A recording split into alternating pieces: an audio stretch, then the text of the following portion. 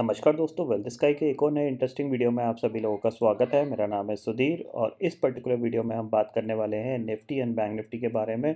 दोनों के चार्ट को अंडरस्टैंड करेंगे, साथ ही साथ ऑप्शन चेन डाटा को भी हम यहाँ पे अंडरस्टैंड करेंगे कि आज जो कंटिन्यू फॉल देखने को मिला है मार्केट में, तो क्या यहाँ से निफ्टी अब 18,000 जाने की कोशिश करेगा या फिर यहाँ से सपोर्ट लेके दोबारा से बाउंस करने की कोशिश करेगा। इस चीज़ को हम समझेंगे।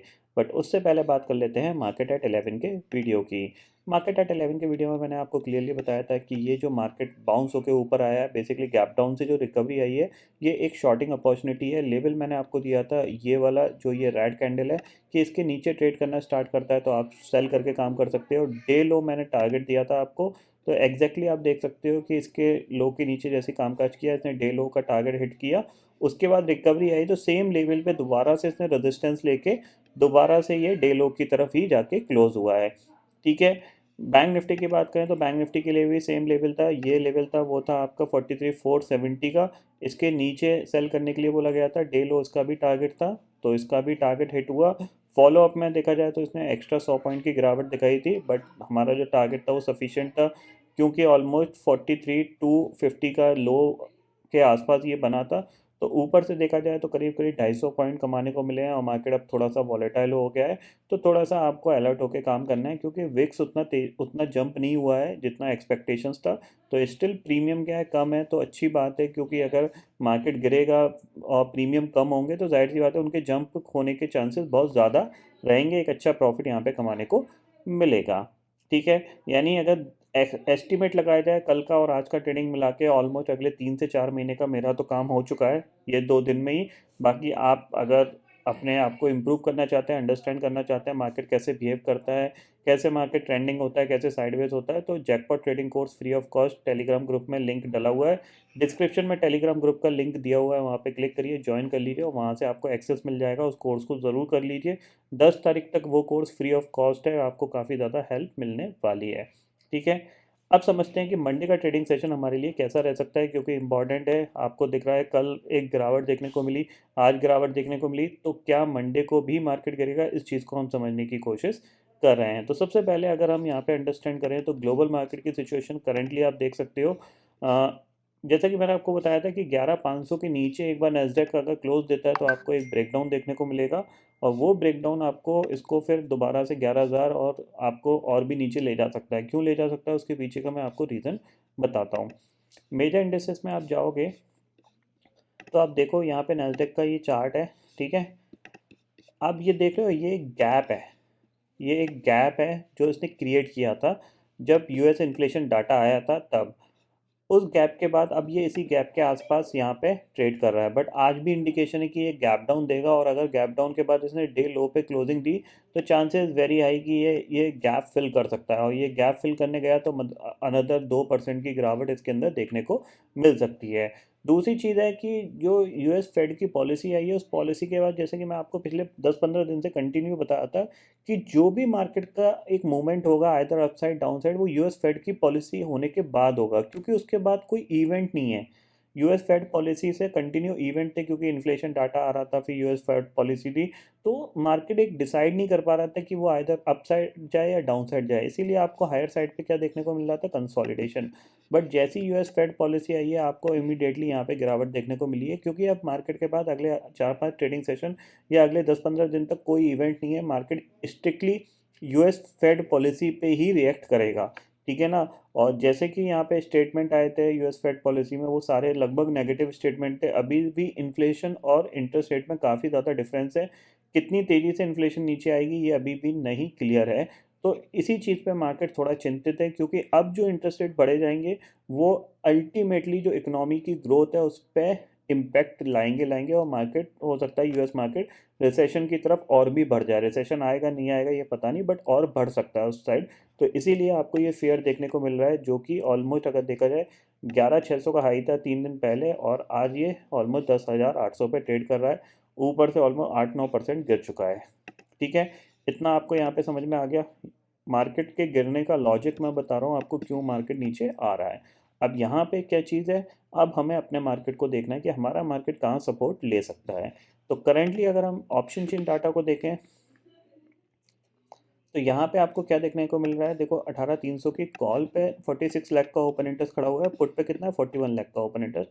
अच्छी बात क्या है कि नीचे कोई ओपन इंटरेस्ट कॉल साइड पे नहीं बढ़ रहा है, ठीक है ना। तो इसका मतलब क्या है कि जो कॉल राइटर्स हैं उनका भी कॉन्फिडेंस नीचे के लेवल पे नहीं बना है, बट पुट राइटर्स ठीक ठाक सा ओपन इंटरेस्ट है, इतना बड़ा ओपन इंटरेस्ट भी नहीं है जिसके बेसिस पे हम लॉन्ग अनवाइंडिंग की एक्सपेक्टेशंस करें।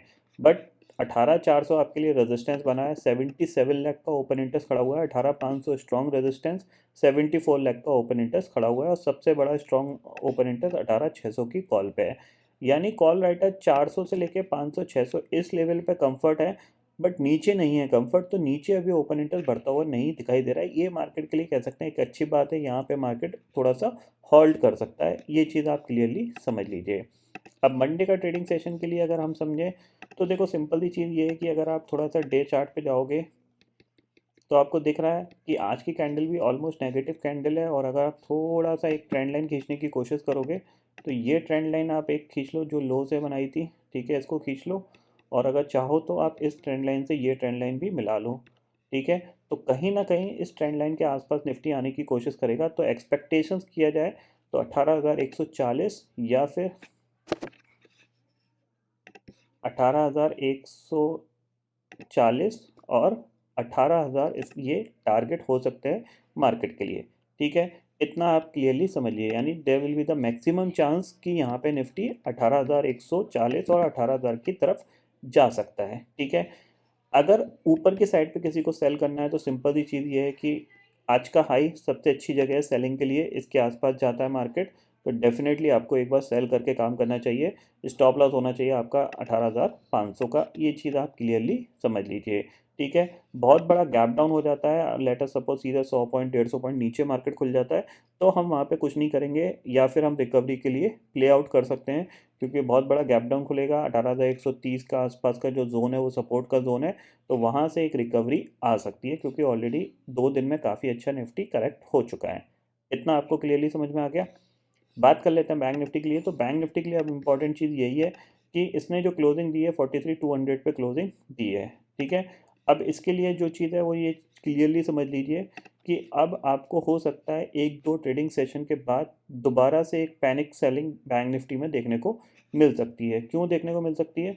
क्योंकि ये जिस लेवल के आसपास ये आज ट्रेड कर रहा है ना, इसके बाद अगर 43,000 ब्रेक होगा ना तो फिर आपको वन वे ये नीचे जाता हुआ दिखाई देगा। टारगेट जो मिल सकता है आपको वो मिल सकता है, आपको पहला जो इमीडिएट टारगेट मिलेगा वो मिलेगा आपको 42,900 का, और वो ब्रेक होता है तो नेक्स्ट टारगेट आपके पास 42,750 का। इवन आप इसको हटा ही दीजिए, 750 का टारगेट आपको ये मिल सकता है।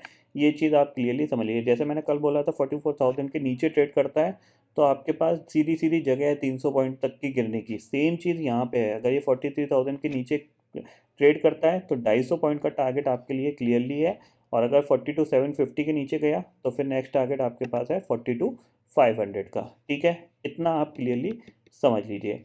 रेजिस्टेंस के तौर पे अगर अंडरस्टैंड किया जाए तो आज का हाई आपके लिए एक इंपॉर्टेंट रेजिस्टेंस का काम करेगा, जो कि है 43,600 का। जब तक इसके ऊपर नहीं निकलेगा तब तक हम कोई बाय करके काम नहीं करेंगे। इवन अगर ये 43,080 के नीचे ट्रेड करना स्टार्ट करता है तो हम यहाँ पे सेल करके ही कामकाज करेंगे।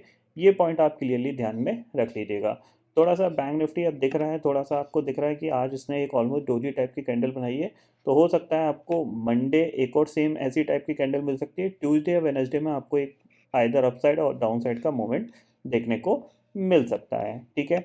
टारगेट आपको सीधे सीधे पता है, सिंपल सी चीज़ है कि अगर 43,000 के नीचे जाएगा तो हमारे पास 200 पॉइंट 250 पॉइंट की जगह है गिरने की, वहाँ तक के लिए हम यहाँ पे बैंक निफ्टी में शॉर्ट बनाएंगे। उसके बाद कितना गिरता है कितना नहीं गिरता है वो मार्केट को पता है, बट हमें जितना पता है हम उसको फॉलो अप करने की कोशिश करेंगे, ठीक है। ग्लोबल मार्केट की सिचुएशन करंटली मैं देख लेता हूँ आपको। करंटली 400 पॉइंट डाउ फ्यूचर डाउन है, 120 पॉइंट आपका नैस्डैक फ्यूचर डाउन है। और यूरोपियन मार्केट में जैसे कि मैंने आपको कल पिछले हफ्ते जब मैं एनालिसिस बता रहा था तब मैंने आपको बताया था कि सबसे पहले जो वीकनेस इंडिकेशन आपको दिखाएगा ना वो यूरोपियन मार्केट दिखाएगा। कल ऑलमोस्ट ये 3.5% ड्रॉप था डेक्स, आज भी ऑलमोस्ट 1% नीचे कामकाज कर रहा है। इसके लिए भी ये गैप है, ठीक है, इसको फिल कर सकता है। 13,700 या 13,800 के टारगेट इसके लिए अभी भी ओपन है, यानी यहाँ से और 1% की गिरावट यहाँ पे आ सकती है। और काफ़ी कंसोलिडेशन के बाद ये ब्रेकडाउन आ रहा है, तो हो सकता है फॉलोअप में थोड़ा सा लंबाई ही चला जाए, मतलब 2-3% और चला जाए। उसके बाद ही हम कोई एक्सपेक्टेशंस करेंगे यहाँ से बाउंस बैक की। ठीक है, इतना आपको क्लियरली यहाँ पे समझ में आ गया। सेम चीज़ डाओ के लिए भी है कि यहाँ से अगर, क्योंकि डाओ ऑलरेडी 18-19% ऊपर बाउंस कर चुका था, तो यहाँ से अभी इसके पास जगह है गिरने की। ठीक है, अराउंड आप एक्सपेक्टेशंस करो 33,000 के नीचे ये आज खुलेगा, सस्टेन कर गया तो 32,000 या फिर 31,700 तक के टारगेट यहाँ पे क्लियरली ओपन होंगे। ठीक है, तो मार्केट थोड़ा सा वीक दिख रहा है, और देखते हैं आज एफआईआईज और डीआईज के कैसे फिगर आते हैं। और ऐसा नहीं है यहाँ से बाउंस बैक आएगा या नहीं आएगा, यहाँ से डेफिनेटली बाउंस बैक आएगा, बट वो कब आएगा ये हमें एक्सपेक्टेशन करना है। हो सकता है 18,050 के आसपास जाके एक 200-300 पॉइंट का बाउंस बैक देखने को मिल सकता है। ठीक है, ये चीज़ आप क्लियरली समझ लीजिए। तो आई होप दोस्तों ये पर्टिकुलर डाटा आपको समझ में आ गया होगा। दोस्तों फिलहाल इस वीडियो में इतना ही है। आई होप ये वीडियो आपको पसंद आएगा। वीडियो पसंद आता है तो लाइक और शेयर ज़रूर करिएगा, और चैनल को जो सब्सक्राइब कर लीजिए, क्योंकि मैं सुधीर लेके आता रहूँगा हर दिन आपके लिए नए नए वीडियो। इसी के साथ शुक्रिया दोस्तों, जय हिंद।